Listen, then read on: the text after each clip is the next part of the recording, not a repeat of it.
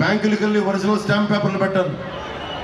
ఇప్పుడు స్టాంప్ పేపర్లు పెట్టడానికి కుదరదు, జెరాక్స్ ముఖాన్ని పడేస్తున్నాడు. జెరాక్స్ ముఖం ముందేం చేశాడు, పట్టా పుస్తకాల మీద బొమ్మ వేసుకున్నాడు, తర్వాత సరిహద్దుల రాయి మీద బొమ్మ వేసుకున్నాడు. ఇప్పుడు ఏం చెప్తున్నాడు, అసలు మీకు ఒరిజినల్ స్టాంప్ పేపర్లు ఏమో మీకు కూర్చోబెట్టి జెరాక్స్ మీ ముఖాన్ని పడేస్తామని. జెరాక్స్ తోటి మనం బ్యాంకులకి వెళ్ళగలమా? జెరాక్స్ తీసుకుని బ్యాంకులకు మనకి లోన్లు ఇస్తారా? ఏదైనా వడ్డీ వ్యాపారాల దగ్గరికి వెళ్ళి, ఫైనాన్షియల్స్ దగ్గరికి వెళ్ళి మనం పెడతామంటే ఎవడన్నా లోన్లు ఇస్తాడా? నేనే అనేక పర్యాయాలు నా ఇంటిని తాకట్టు పెట్టాలంటే ఒరిజినల్ డాక్యుమెంట్స్ ఇచ్చాను నేనే. ఇలాంటి పిచ్చి పనులు చేస్తే ఎలా తట్టుకుంటాం? వైసీపీకి ఇది ముఖ్యంగా టీడీపీ, జనసేన, బీజేపీ మద్దతుదారులు ఎలాగో కదిలి మూవ్ అయిపోయారు వైసీపీ నుంచి. ప్రభుత్వం, కూటమి ప్రభుత్వం వచ్చేస్తుంది. ఎంత మెజారిటీతో వస్తుంది అనేది ప్రశ్న తప్ప, కూటమి ప్రభుత్వం తెలుగుదేశం, జనసేన, భారతీయ జనతా పార్టీ కూటమి ప్రభుత్వం వచ్చేస్తుంది. అది ఎంత మెజారిటీ సీట్లు, ఎంత మెజారిటీతో గెలుస్తామన్న ప్రశ్న తప్ప వేరే సందేహం లేదు. ఇది ముఖ్యంగా నేను వైసీపీ మద్దతుదారులు కూడా చెప్తా ఉన్నా, మీరు జగన్ని మీరు మద్దతు పెట్టుకొని భుజాల మీదకి ఎక్కించుకుంటే మీ ఆస్తులకే మోసం వస్తుంది. మేము మీకోసం కూడా సహాయం చేస్తున్నాం. ఇది మా ఒక్కరిది కాదు, ఇది రేపు పొద్దున మీరు ల్యాండ్ గ్రాబింగ్ యాక్ట్, ఇది ల్యాండ్ టైటిలింగ్ యాక్ట్ కాదు, మీ హక్కు తీసే యాక్టు, మీ హక్కును ఉంచే యాక్ట్ కాదు. ఇది ఎక్కడో 4 గ్రాములు కూడా ప్రైవేట్ కంపెనీలు ఉంటాయి, ఆ సర్వర్లో ఉంటాయి. మీరు చెప్పండి, ఇంకొకసారి కనుక వైసీపీ ప్రభుత్వానికి ఓటేస్తే ఏం చేశారు? మొన్న 2019లో ఓటేస్తే మనకి మద్యపాన నిషేధం అని చెప్పి ఇందాక దారంతో ప్రభుత్వం మద్యం దుకాణాలు ఎటు వెళ్తాం? మద్యం దుకాణాలు, మద్యాన్ని అమ్మమని చెప్పి నిషేధిస్తామని చెప్పిన వ్యక్తి మద్యాన్ని అమ్ముతా ఉన్నాడు. కూర్చోబెట్టి సిపిఎస్ రద్దు చేస్తామన్న వ్యక్తి సిపిఎస్ రద్దు చేయలేదు. అలాగే మనకి ఏ మూలకెళ్ళినా రైతులకి సాగునీరు, అమ్మ ఇంటింటికి రక్షిత మంచినీరు ఇస్తానని చెప్పాడు. ఒకవైపు మనకి ఎక్కువ సాగు డబ్బులు కావాలి, కానీ మొత్తం విషమయమైపోయిన మన నీళ్ళన్నీ రక్షిత మంచినీటిగా పథకాలు ఉన్నాయి, తీసుకెళ్ళడానికి ఓపిక లేదు. పేకాట క్లబ్లు నడపడానికి ఓపిక ఉంది, దందాలు చేయడానికి ఓపిక ఉంది, మనకి ల్యాండ్లు గ్రాబింగ్ చేయడానికి ఓపిక ఉంది, కానీ ప్రజలకి నీళ్ళు అందించడానికి ఓపిక లేదు, గోతులు పూడ్చడానికి ఓపిక లేదు. కొడాలి నాన్నగారికి కూడా నాకేం తిట్టాలని ఇట్లాంటి ఏం లేదు. నాకు మన రాధా గారి పెళ్ళి కనిపిస్తే కూడా నమస్కారం తెలియజేశాను. నాకు ఎవరి మీద వ్యక్తిగతంగా కోపాలు ఉండవు నాకు, కానీ ప్రజలకి ఇబ్బంది కలిగిస్తే మటుకు, ప్రజాస్వామ్యానికి విఘాతం కలిగిస్తే మటుకు నా సొంత రక్తమైన సరే నేను ఎదురు తిరుగుతాను. ప్రజాస్వామ్యానికి నేను ఇచ్చే విలువ. కానీ ఎందుకు భయపడాలి? మనకు హక్కు ఏంటి? ఎయిడెడ్ స్కూల్స్ మూసేశారు, 7,000 పైసలకు ఎయిడెడ్ స్కూల్స్, కాలేజీలు మూసేశారు. ఒకప్పుడు 5,000, 6,000, 7,000 ఇస్తే ఎయిడెడ్ స్కూల్స్లో మనకి చదువు వచ్చేసేది, డిగ్రీలు ఇవన్నీ జూనియర్ కాలేజీలు. ఈ రోజులు కూర్చోబెట్టి ఒక్కొక్కరికి 20,000, 25,000 అదనంగా అయింది.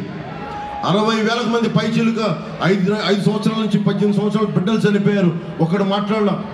30,000 మంది ఆడపిల్లలు అదృశ్యం అయిపోతే ఒక ప్రెస్ స్టేట్మెంట్ ఇవ్వడం. దాదాపు 3,000 కౌలు రైతులు చనిపోతే దానికి ఏం చేయరు. ఎక్కడ కనీసం కాలువల్లో పూడికలు కూడా తీయరు. ఎన్ని వేల ఎకరాలు, ఎన్ని లక్షల ఎకరాలు ఒక్కొక్క నియోజకవర్గంలో కేవలం కాలువల్లో పూడికలు తీయక సరైన సాగు జరగట్లేదు. వరి దిగుబడి తగ్గిపోయింది మొట్టమొదటిసారిగా. ఒకప్పుడు తెలంగాణలో వరి అధికంగా ఉంటే ఈ రోజున మనకి దాదాపు 10 నుంచి 12 లక్షల దిగుబడి తగ్గిపోయింది. అంత దిగజారిపోయింది. రైతులు క్రాప్ హాలిడే ప్రకటించే పరిస్థితి. ఇవన్నీ మారాలి అంటే ఈ రోజున నేను మీకు మాటిస్తున్నా, వెనిగండ్ల రాము గారికి తెలుగుదేశం సైకిల్ గుర్తు మీద ఓటేయమని అడుగుతా ఉన్నాను.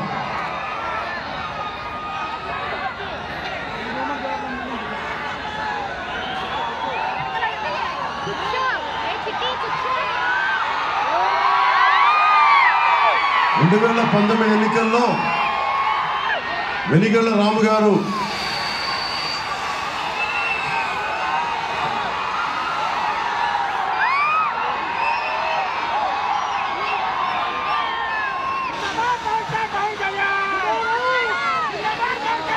అది కొడాలి నాన్నగారు ఓడిపోయిన తర్వాత ఈయన చాలా అందంగా వైసీపీ ప్రభుత్వం పోయిన తర్వాత ఊరంతా చాలా గ్రాఫిక్. 2019లో వెనిగళ్ల రాము గారు ఈ రోజున తెలుగుదేశం పార్టీ నుంచి పోటీ చేస్తున్న వెనిగళ్ల రాము గారు మనకి జనసేన తరఫున ప్రత్యేకించి మన లీలాకృష్ణ గారి మన జనసేన అభ్యర్థి మండపేట నియోజకవర్గంలో పోటీ చేస్తున్నప్పుడు ఆయన కోసం స్వయంగా వచ్చి ప్రచారం చేశారు వెనిగళ్ల రాము గారు. అలాంటి వెనిగళ్ల రాము గారు ఈ రోజున గుడివాడ అభ్యర్థిగా పోటీ చేస్తున్నారు.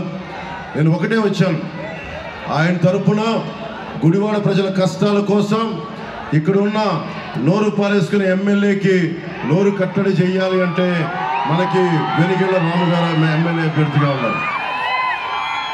ఇప్పుడు నాకు నాని పాల్కీవాల గారు ఉన్నారు, ఆయనకి నేను ఏకలవ్య శిష్యుడు. ఆయన పుస్తకాలు చదువుకొని ఎదిగాను. ఆయన ఒకటే మాట అన్నారు, ఈ దేశంలో దాడులకి బూతులకి రాజకీయ నాయకులు తిట్లే బూతులకి దాడులకి ట్యాక్స్ కనుక విధిస్తే ఈ దేశంలో నిధులకి కొరత ఉండదని చెప్పి, ఒక్కొక్క వైసీపీ నాయకుడు తిట్టిన బూతులకి ఫైన్ కనుక విధిస్తే మొత్తం ఎడ్యుకేషన్ అంతా ఫ్రీగా ఇవ్వచ్చు. అన్ని బూతులు తిట్టారు, వాళ్ళ మీద ట్యాక్స్ వేస్తే తిట్టిన ప్రతి తిట్టుకి కనుక ట్యాక్స్ వేయగలిగితే మనకి వైద్య విద్య ఉచితంగా వచ్చేస్తుంది.